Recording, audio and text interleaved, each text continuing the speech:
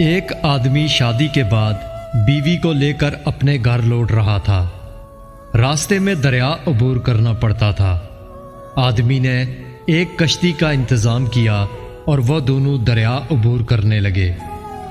کشتی بیچ دریا پہنچی ہی تھی کہ دریا میں طوفان آ گیا۔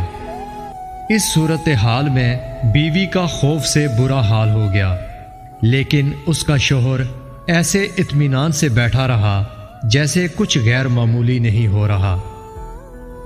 یہ دیکھ کر بیوی کو حیرت ہوئی، وہ غصے سے چلا اٹھی، آپ کو نظر نہیں آ رہا طوفان کشتی کو ڈبونے لگا ہے، ہماری موت سر پر کھڑی ہے اور آپ اطمینان سے بیٹھے ہیں۔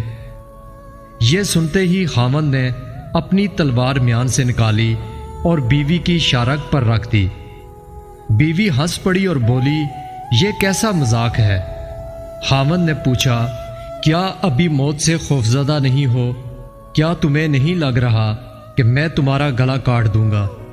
یہ سن کر بیوی بولی، مجھے آپ پر اور آپ کی محبت پر اعتماد ہے، مجھے پتہ ہے آپ مجھ سے بے انتہا محبت کرتے ہیں، اور یہ تلوار آپ کے ہاتھ میں ہے تو مجھے کوئی نقصان نہیں پہنچا سکتی۔